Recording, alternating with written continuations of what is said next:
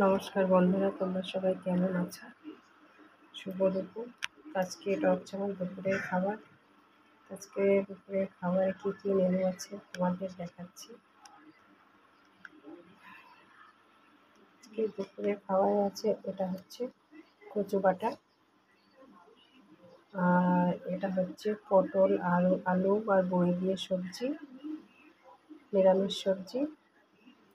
এটা হচ্ছে মাছ, তেলাপিয়া মাছের ঝোল, কচুর গাঁটি দিয়ে ঝোল বানানো হয়েছে।